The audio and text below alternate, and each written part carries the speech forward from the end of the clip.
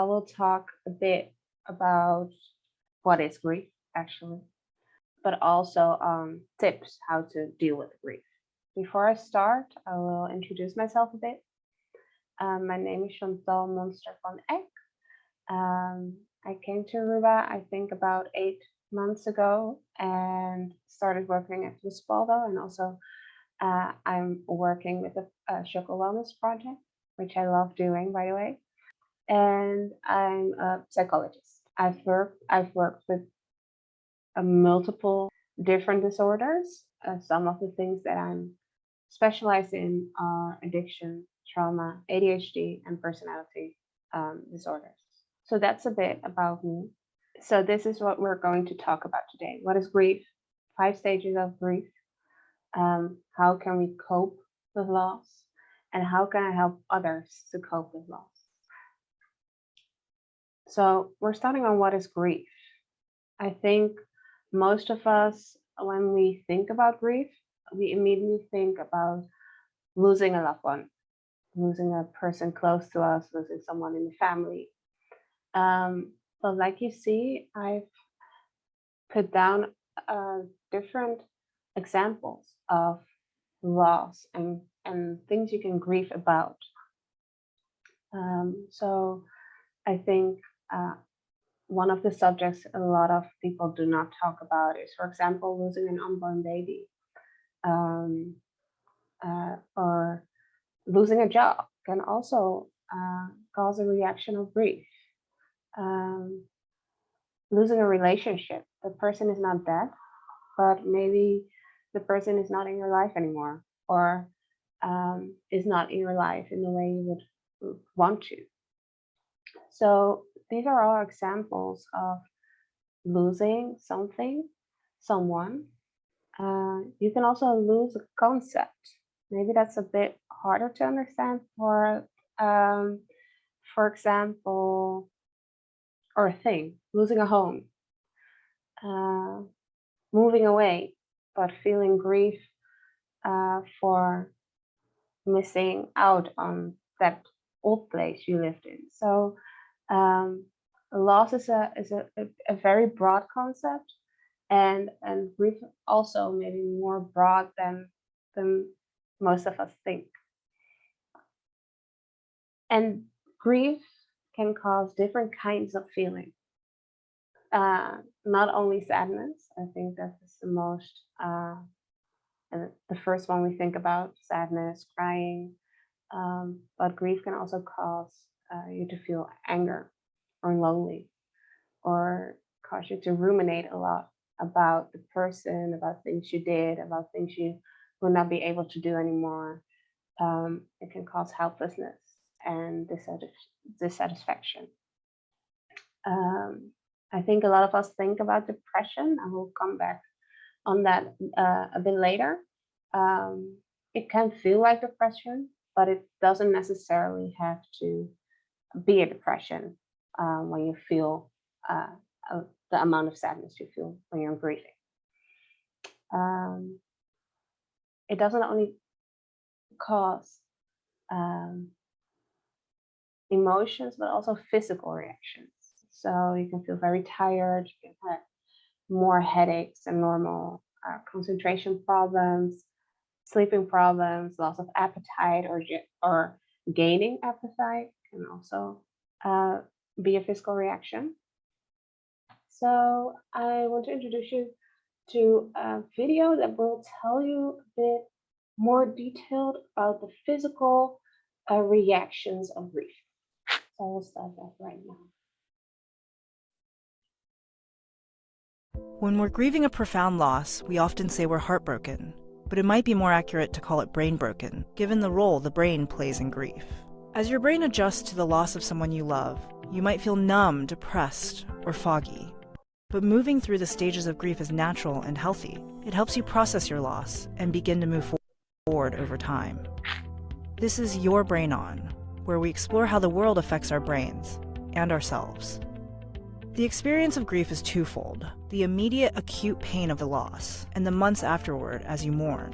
The loss of someone meaningful functions as a stressor, triggering the pituitary gland at the base of the brain to produce adrenocorticotrophin, or ACTH. ACTH sends a signal to the adrenal gland to release cortisone, a stress hormone. Unlike, say, a temporary threat, grief is an intense, persistent stressor, so your body remains flooded with cortisone. That can cause your immune system to falter, making you feel run down. This is likely why some bereaved spouses fall ill soon after their partner dies. Even if the death of your loved one was expected, the actual event can still feel like a shock to the system. In the short term, a traumatized brain is bottom-heavy, meaning primitive areas, including the fear center, are overactive, adding to feelings of stress and despair. Meanwhile, higher cortical areas of the brain are underactive, like the anterior cingulate cortex, which helps regulate emotion. You may find it difficult to let go of minor annoyances or experience symptoms like increased heart rate for several minutes after you're startled. However, over time, the initial shock of the loss typically gives way to a deep sadness or depression as you continue to mourn. Depression can cause widespread changes across several parts of the brain, including the amygdala, which regulates sleep behavior and mood, and the hippocampus, which processes memory and regulates stress hormones. These changes disrupt core functions of our bodies and minds. As you grieve, you may find yourself sleeping too little or too much, forgetting things, or trapped in a brain fog. These feelings are difficult, but the acute pain doesn't last forever. Eventually, the sadness begins to lift at least a little bit, and then you may move on to feelings of anger or guilt before slowly moving toward acceptance of the loss. So I want to stop the video here. And before I move on, I think this is something that is very, very important. And we forget about the physical reaction our body has to a certain loss. So not only losing a person, but also losing, like I already said, losing maybe a house or a job or a relationship or a pet. We tend to forget that our body also gives us signals, and like you could see in the clip, it's not only in our brains, but also our body has a physical reaction, and so it you need time to heal from that. So it's not just moving on or saying, okay, well, I've cried about it for 2-3 days and now I'm over it. It doesn't really work like that. So I think it's important to realize that it's not just something that is in our brain, but also in our bodies, and that our bodies need time to process and to process what happened. So yeah, I really wanted to give that some more attention because a lot of people just think, okay, it's in my head and I'll work on it, but it's not just in your head, it's also in your body. Next slide. I found this quote of Queen Elizabeth II, and I think it's very accurate, and I added attachment. So grief is the price we pay for love and attachment. If we're attached to something or someone and we lose it, that hurts. It automatically has a reaction on us, on our bodies, on our minds, and how we perceive the world, how we perceive ourselves. And so grief is a part of life. And I think in our Western culture, we find it very hard to talk about loss and grief, and especially to talk about death. But it's a great part of life, and it's the price we pay for loving something or being attached to something or someone. Also, a bit to normalize it, that periods of time in our lives will go to processing and being sad for something or someone. I added attachment because we also can feel grief when we're attached to something that is maybe not that great, or something that we say we didn't love it, but it has been a great part of my life. For example, addiction. You can be very attached to some sort of addiction, so not just drugs, but also, for example, gaming or eating, or I think you guys may have different things that pop into your head. I thought maybe Netflix or watching movies. Um, those can all be things that you're attached to, and then the moment that you decide, okay, I don't want to do this anymore because it's bad for me, or it doesn't really help me in life, um, that can cause some sort of grief. So not only for the things we love, but also for the things that we get attached to. Grief can be a consequence. I think this is one of the most um, view on grief. Elizabeth Kubler-Ross did a lot of research on grief, and she came up with the 5 stages of grief. This is not the only model we have. So there are 2 stages of grief. There's a model with 7 stages of grief, but I think this is the one that covers the biggest part of emotions and things we see when someone is grieving. And so I want to go through them a bit with you guys.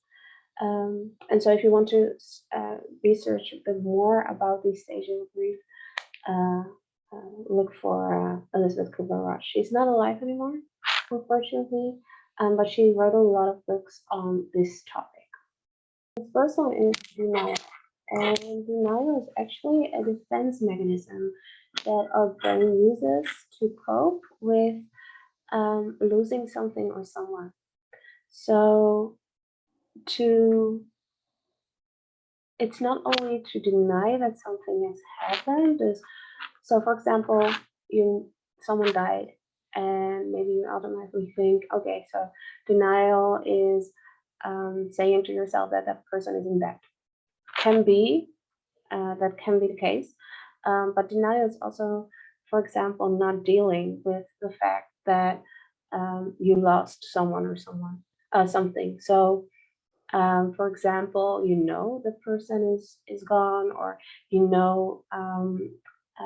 the concept or thing, you don't have it anymore, but you go on with life as if nothing happened, nothing has changed.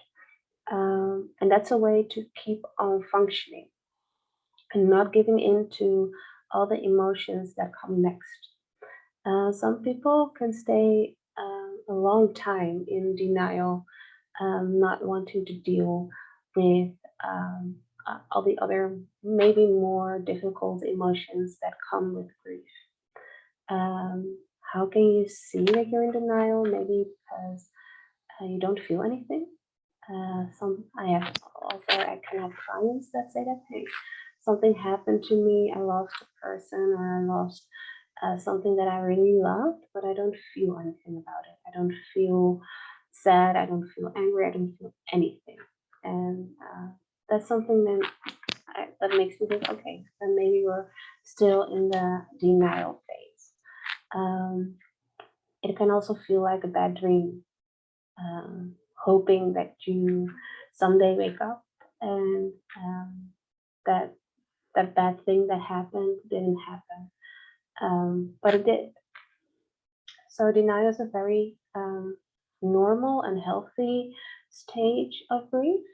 It's okay to be in that stage, but we see that it's also very important that you, in some point of time, move on to the next stage, so that you can, so that you can deal with what happened, and it can be a real part of your life.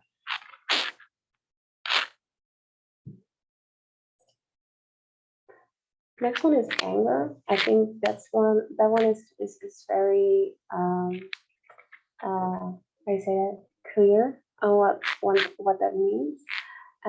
It's not just anger at the world. That can also be the case. I'm angry at the world. I don't know why this happened. Life's unfair. Why me? Why now? All that kind of thoughts.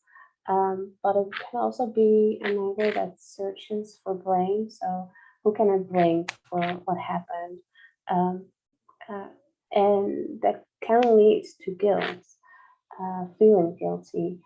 So not only looking for blame in others, but also looking for blame in yourself. Feeling guilty about things you may not have said or may not have done. Um, and when you're in this stage, you can find yourself um, feeling a bit emotional and stable. So anything can easily like um, make you feel angry or irritated. Um, so that's the angry stage. Not everyone goes through this phase, but I'll come back to that a bit later. Bargaining is another stage in grief, and it's the what if stage. This is the moment that you find yourself, okay, what if I had done this or that? Maybe this wouldn't have happened. Or what if I made different decisions? What if I said what I felt? Um, and bargaining is also a very normal stage to go through. It's a temporary escape from pain. So when you're thinking about those what ifs, um, it's a way of also a coping mechanism to not feel all the pain or feel all the sadness. But it's more of a way to go to like a dream stage, like in your head, a place wherein you can go through all the different ways of thinking. Oh, what if maybe I said this and that, or what if I did pick up the phone that day, or um, what if I didn't go to work, or and it's a way for us to escape from pain, and it gives hope, and it gives time to adjust to the reality of the situation. Um, uh, so these what if questions, even though a lot of the time we know that we cannot change what happened, and that we cannot that we simply cannot change the past. It gives us time to adjust to the reality, and I see it like a moment of taking a breath.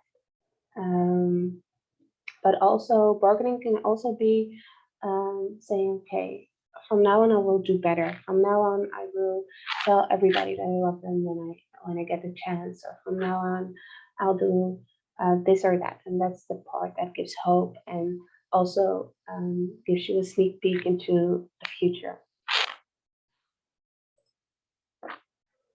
And then we come to depression. I like to call it intense sadness, um, because most of the time it's temporary.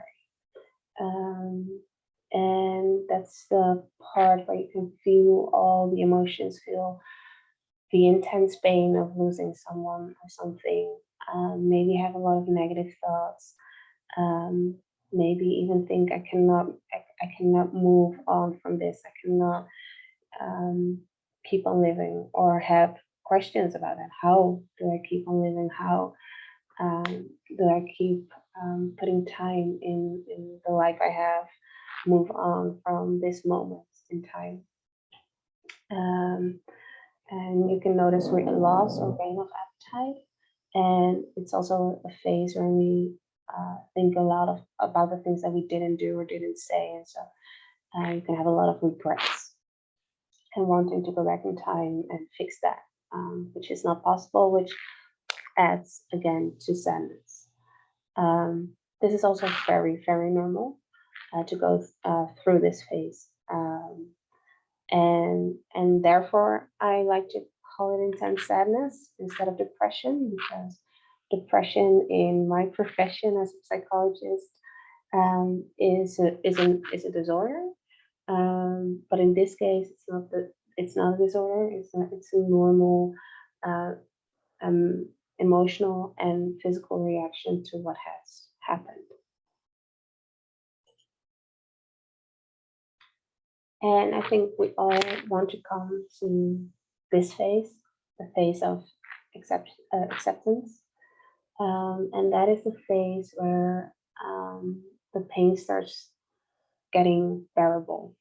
It doesn't mean that you're not sad anymore or angry or um, hurting. I think in this phase you can still be sad and still be angry and still be hurting. But it's a phase wherein we are able to look to our future and start making new plans, start making new connections. Um, a phase where we are able to live life again, and starting to move forward. Um, and maybe even start to feel a little bit less stuck. Yes.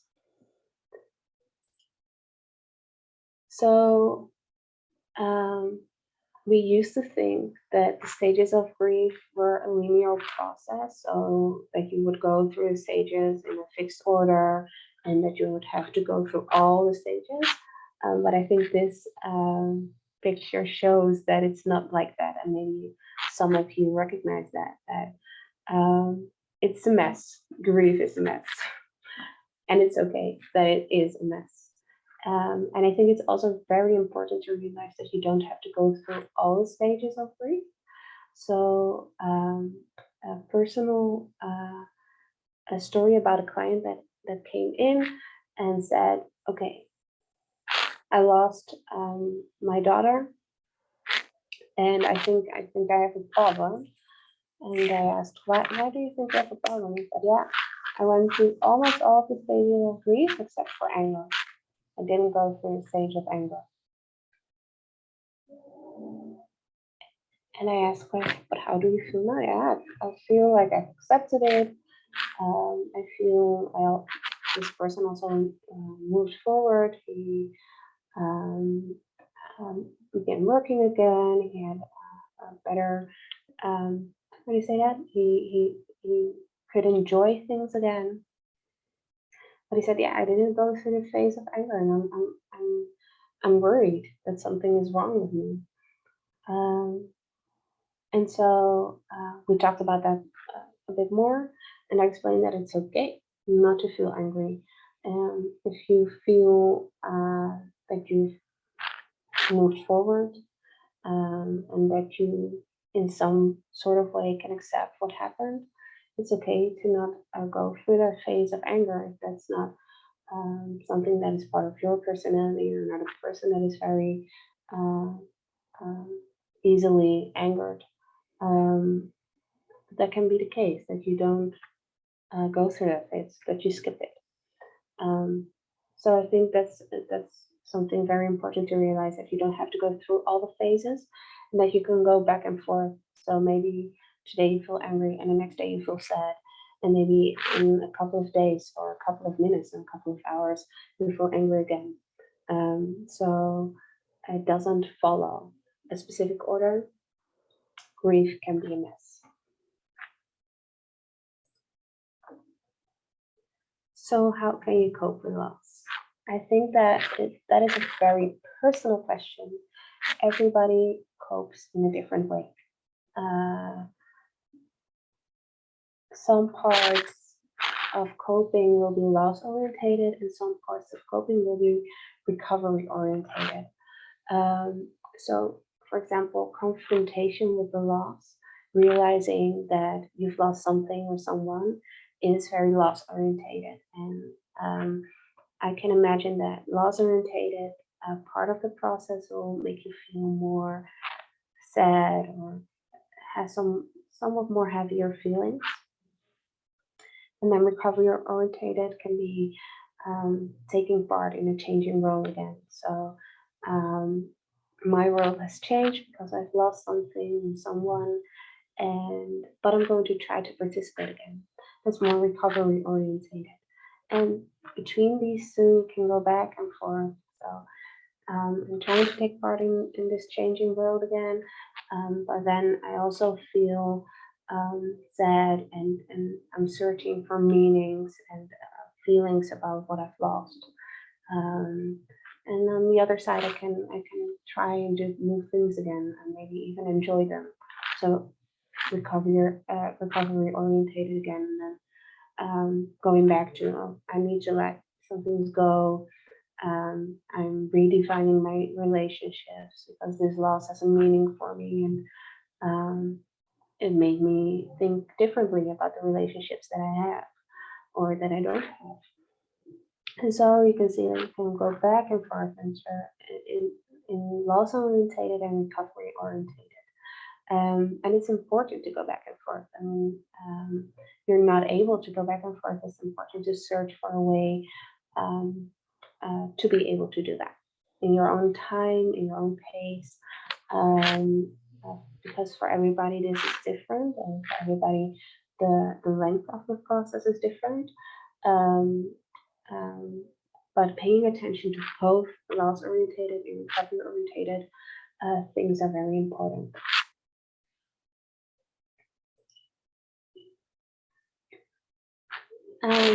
Here I've put down a few practical tips. When you go online, you can get, I saw lists of 100 things, different things you can do to try to cope. And like I said, it's a very personal thing. So what helps for one person might not help for the other. And so it's a journey, and something that you need to find out for yourself. And of course, you can get help with that. But a few of the things that I think in general help is cry about it. It seems very simple, but it's not. For some people, it's very hard to cry. So when I have clients that tell me I don't know how to cry, or I cannot get to that feeling, I might advise them to look for a movie or a series that normally makes you cry. For example, for me, that is Grey's Anatomy. That's my crying series. But it helps. It helps to let emotions from the week enter, and to let them out literally in tears. Talk about it. Try and talk about it. Not only talking about love, that can help, but also maybe talk about the person or the thing you've lost. I know that for a lot of people it's hard when they lose someone to talk about the person as if they're still here, but that's okay. You can talk about them. Try to talk about them. Sometimes that helps also to feel, but also to give attention to what has happened, or to the meaning that someone had in your life, the role that they played. Take rest. Pay attention to self-care. I think those are all important things to do, and are more recovery orientated. Don't forget to take your time. You don't have to move forward tomorrow. You can take your time to feel what you feel and to be lost for a bit. It's very understandable. So take your time. Exercise helps. It helps in depression. It helps with every mental disorder, and also helps with grief. When you exercise, your body will, how do you say that, make some hormones that will make you feel better. So exercise is always a good thing. Keep in contact with family, friends, people that are close to you. So even though it's also very good to take your time, it's also important that you don't isolate yourself, and that you try to be in connection with people around you, so they can also see if you're doing okay and doing all right, and that they are available for you. Search for personal rituals. I think that's a very broad thing. There are different rituals you can applicate, but those that fit for you, I think, are the most healthy. So, for someone that is to redirect to the person, to the animal or concept that they've lost. For others, it is a ritual can be going to the place they were buried, or going back to the house that you've lost. For others, it can be lighting a candle every year on the day of losing the person or concept or thing. And maybe you guys have things in your head, like if you think, like, oh yeah, those are my personal rituals, or those are things that helped me getting through a loss and process of grief. So this also, again, can be a journey in finding things that would work for you, or that you find comforting or beautiful to do.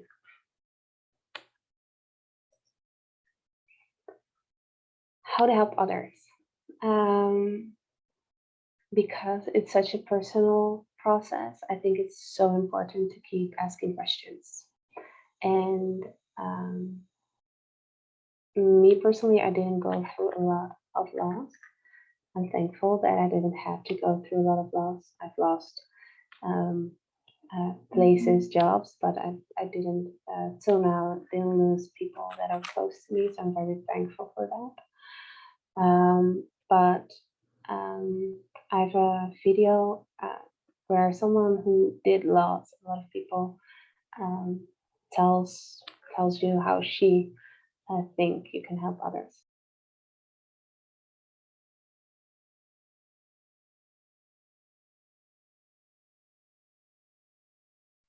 So yeah, I think this says a lot, and I think that it It helped me to understand.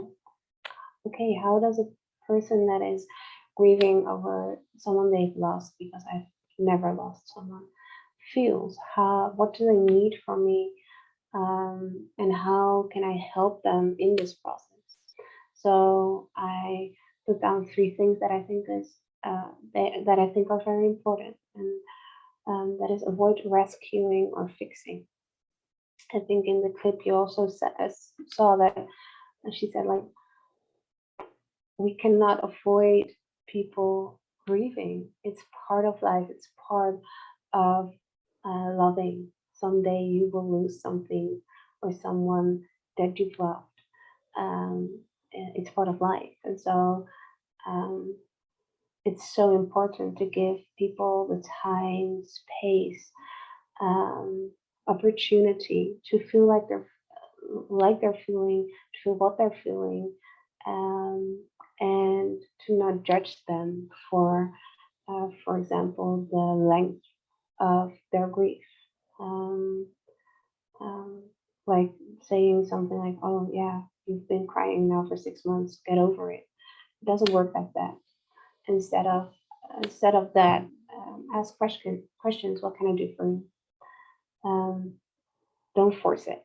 Everybody grieves in their own way. Everybody has their own timeline in that process. And so being there for someone, um, literally just being there, sometimes can be enough. Um, and that brings me to the next: make yourself accessible. So offer space, but let people know that you're there and available to talk about it, even after that last hot dish, or that sympathy card. Um, because for those who aren't in the grieving process, it's sometimes very hard to imagine that the pain lasts more than a few weeks, more than a few months, sometimes more than a year, or and that sadness can still be uh, a great part of someone's daily life. So letting someone know that you're accessible at any time can be very helpful. Now there's room for the Q&A.